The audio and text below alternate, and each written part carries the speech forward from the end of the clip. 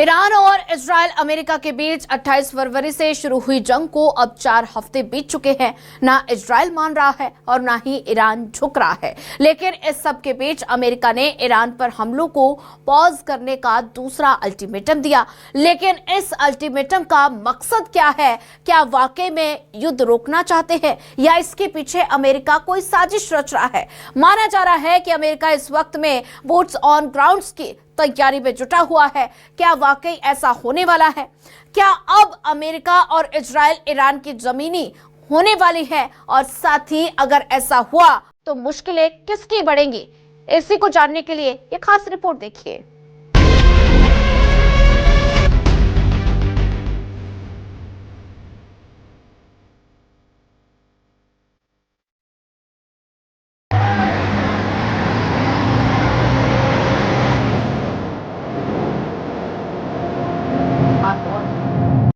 ईरानी युद्ध में अब और मचेगी तबाही।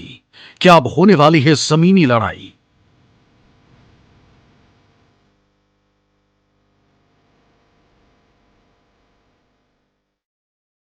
आग अबू मूसा पर अगर उठा हुआ तो यूएस के लिए बनेगा मौत का कुआं।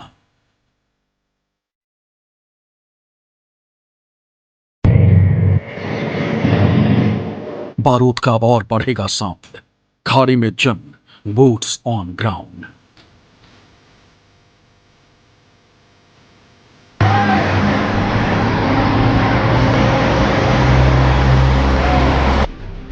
अमेरिकी सैनिक अगर ईरान में झांके, हमला करेंगे 10 लाख ईरानी लड़ाके। 22 मार्च को अमेरिकी राष्ट्रपति डोनाल्ड ट्रंप ईरान को 48 घंटे का अल्टीमेटम देते हैं।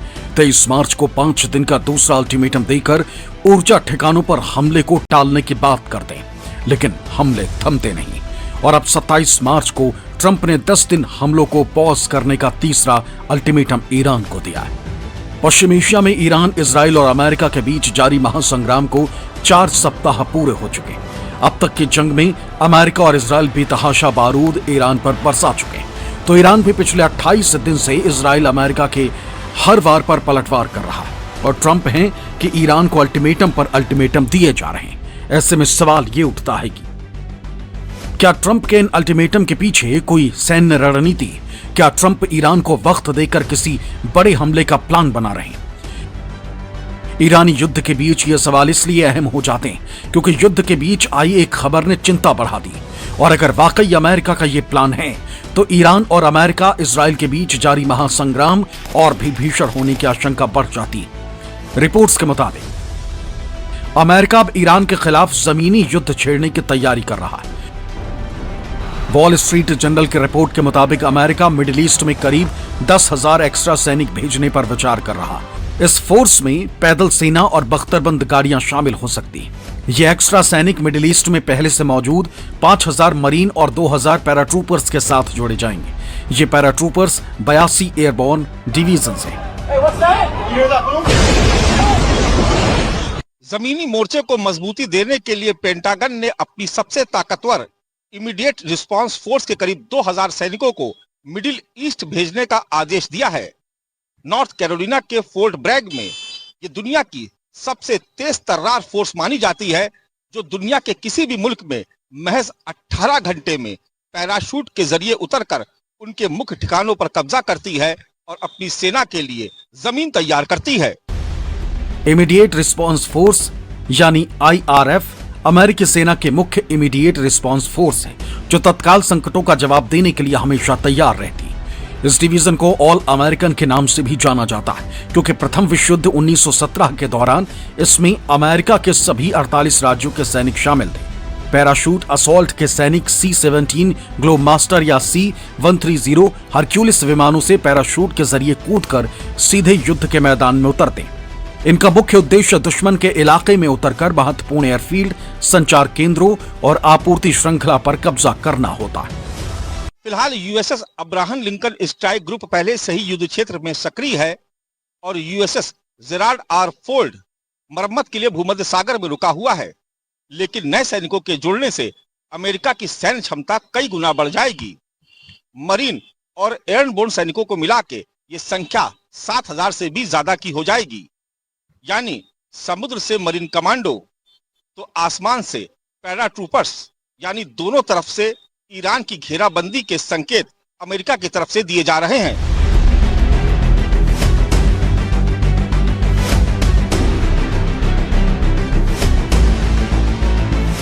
देखिए, अमेरिका अगर अपने ग्राउंड ट्रूप्स को ईरान के खिलाफ कमिट करता है तो उसको इसका बहुत बड़ा खामियाजा भुगतना पड़ेगा, ऐसा मेरा मानना है। क्योंकि जब ग्राउंड फोर्सेस उतरती है तो उसमें कैजुअलिटी, ह्यूमन कैजुअलिटी के चांसेस बढ़ जाते हैं। हालांकि ये गारंटी करता है कि आप युद्ध जीत सकते हैं अगर आपने उसकी धरती, उसके टारगेट पे कब्जा कर लिया।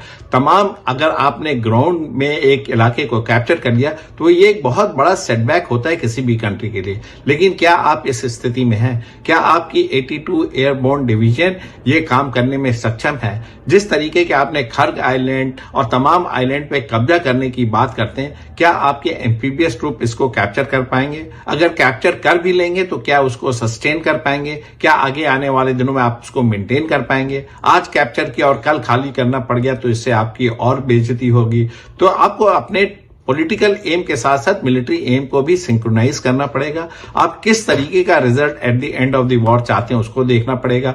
सिर्फ ट्रूप्स को भेज के कब्जा कर लेना और ट्रूप्स की कैजुअलिटी सफर करना कोई बहादुरी नहीं है। तमाम तरीके की चीजों को आपको वे करना पड़ेगा। तो एक बड़े डिटेल्ड प्लान की जरूरत होती है जब भी आप ग्राउंड फोर्सेस को कमिट करते हैं। क्या अमेरिका ने अपनी इसी तैयारी के लिए ईरान पर हमले को अगले 10 दिन के लिए रोकने का फैसला किया? इस वक्त का इस्तेमाल करके क्या वो ईरान के खिलाफ बूट्स ऑन ग्राउंड की तैयारी में जुटा?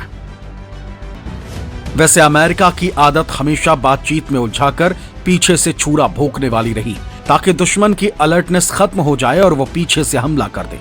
ईरान के साथ वो ऐसा 2 बार कर चुका है, पिछले साल जून में और फिर इस साल की शुरुआत में ईरान को बातचीत में उलझाकर उस पर हमला किया। लेकिन ईरान तीसरी बार अमेरिका के चाल में फंसने वाला नहीं।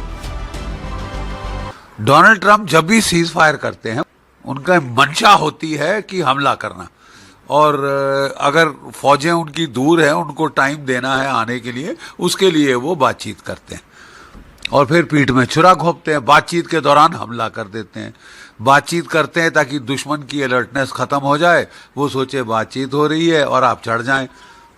तो एक बार कर दिया पिछले साल जून में, इस साल स्टार्ट में फिर किया। अब तीसरी बार कोई बेवकूफ होगा बड़ा भारी अगर वो आपको अलाउ कर दे। ईरान भी समझ गया है इनकी चाल।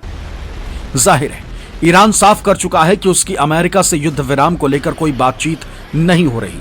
ऐसे में अमेरिका का 10 दिन का अल्टीमेटम इसी ओर इशारा कर रहा।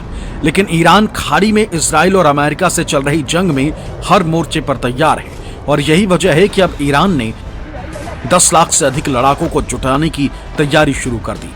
ईरान ने भी अमेरिका और इजराइल के साथ ब्रूट्स ऑन ग्राउंड की तैयारी शुरू कर दी है।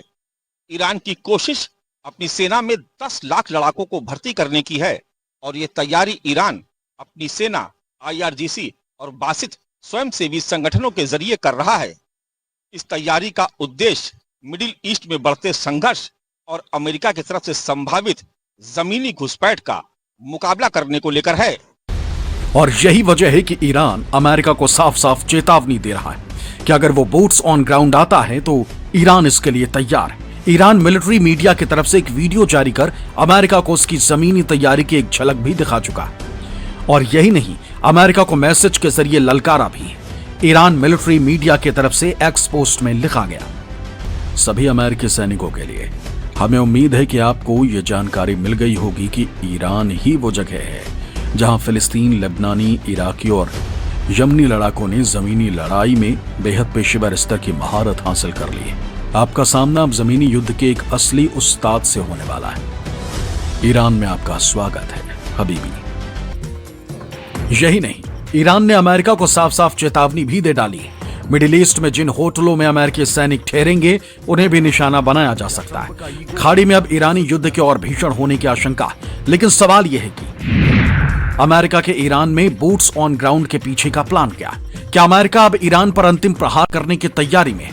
और अगर हां, तो अमेरिका के टारगेट पर क्या हो सकता है?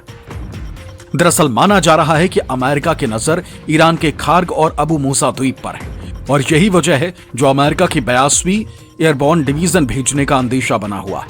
ईरान संसद के स्पीकर मोहम्मद बागर गालिबाफ ने अपने एक्स पोस्ट में इसकी आशंका भी जाहिर की।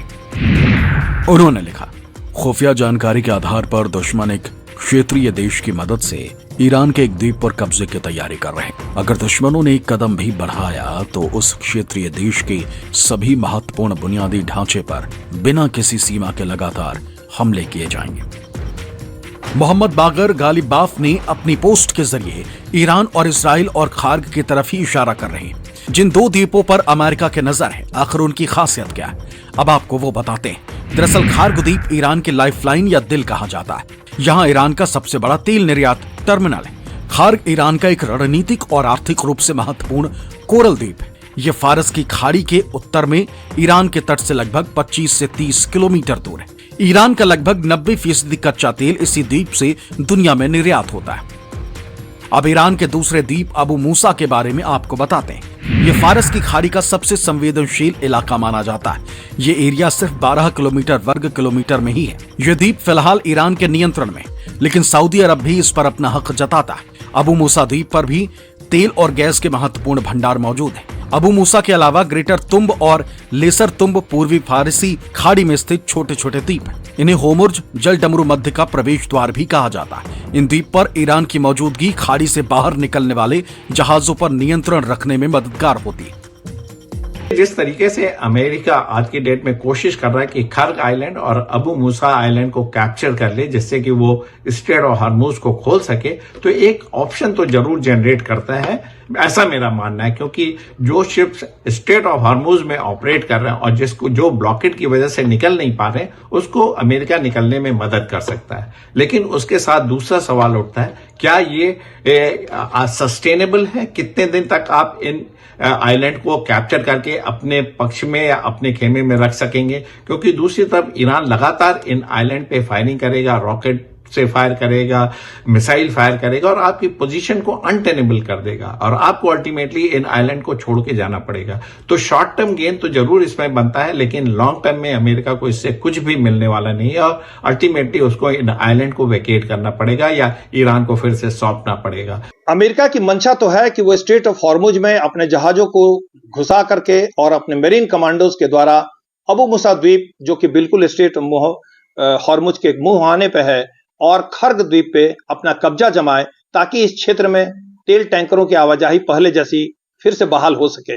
लेकिन अमेरिका अगर ये चाहता है तो इसके लिए उसे ईरान से एक भीषण और लंबी युद्ध लड़नी पड़ेगी, ताकि वो ईरान के करीब 900 किलोमीटर का जो तटीय प्रदेश है उस पर कब्जा जमा सके। बिना इसके अमेरिका स्ट्रेट ऑफ हॉर्मुज से तेल की आवाजाही पर अपना नियंत्रण नहीं कर पाएगा। खाड़ी में ईरान के साथ युद्ध में उलझे अमेरिका के लिए हालात फिलहाल उसके फेवर में तो नहीं लगते, क्योंकि अगर हालात अमेरिका के फेवर में होते तो डोनाल्ड ट्रंप को बार बार आंशिक युद्ध विराम देने की जरूरत नहीं पड़ती। ये दिखाता है कि युद्ध में ईरान के सामने ट्रंप एक तरह से सरेंडर कर चुके हैं। अब ऐसे में यदि ईरान और अमेरिका के बीच जमीनी लड़ाई होती है तो अंजाम क्या हो सकता है, वो समझने के लिए आपको ईरान और अमेरिका के सैन्य ताकत को समझना होगा। ईरान के जहां एक्टिव सैनिक 6,10,000 हैं तो अमेरिका के 13,33,030 हैं। ईरान के पास जहां 2,675 टैंक है तो अमेरिका के पास 4,666।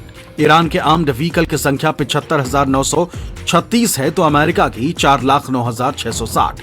ईरान की आर्टिलरी 1,803 है तो उसकी तुलना में अमेरिका के 1,878। मोबाइल रॉकेट प्रोजेक्टर ईरान पर जहां 1,505 हैं तो अमेरिका के पास 1,731।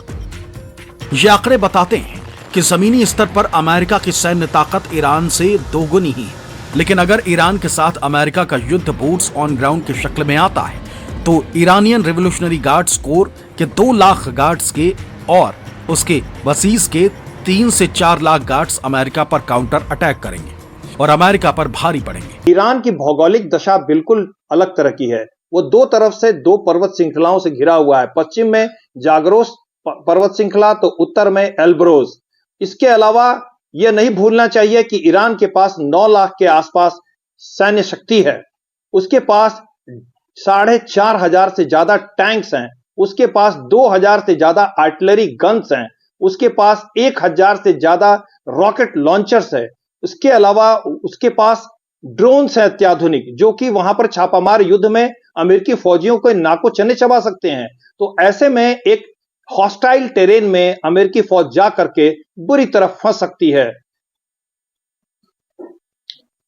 माना जा रहा है कि जमीनी लड़ाई की आशंका के मद्देनजर ही ईरान ने सेना के साथ साथ ईरान के युवाओं में भी अपने देश के प्रति लगाव है और इसलिए ईरान के युवा भी अपनी इच्छा से आगे आ रहे हैं। ईरान के इन युवाओं को न केवल नियमित सेना में बल्कि विशेष वॉलंटियर यूनिट्स के तौर पर तैयार किया जा रहा है, जो देश के भीतर ही मुकाबला करने के लिए हर पल तैयार रहें। अपने एम्फीबियस शिप्स त्रिपोली और बॉक्सर की तैनाती तथा 82nd एयरबोर्न डिवीजन के सैनिकों की तैनाती से यह संकेत मिलता है कि संभवतः अमेरिका किसी जमीनी कार्रवाई की बात सोच रहा है, लेकिन ईरान जैसे हॉस्टाइल देश में और ऐसे हॉस्टाइल टेरेन में अपने सैनिक भेज करके किसी क्षेत्र पर कब्जा जमाने की अगर मंशा अमेरिका रखता है तो ये उसकी बहुत बड़ी भूल होगी और ऐसी गलती वो कैसे करेगा ये समझ के परे है। हो सकता है वो किसी लिमिटेड ऑब्जेक्टिव के लिए कुछ समय के लिए किसी क्षेत्र में अपने कमांडोज को ड्रॉप करे, अपना ऑब्जेक्टिव अचीव करे और फिर उनको वहां से रिट्रीव कर ले। जाहिर है अगर अमेरिका ईरान में जमीनी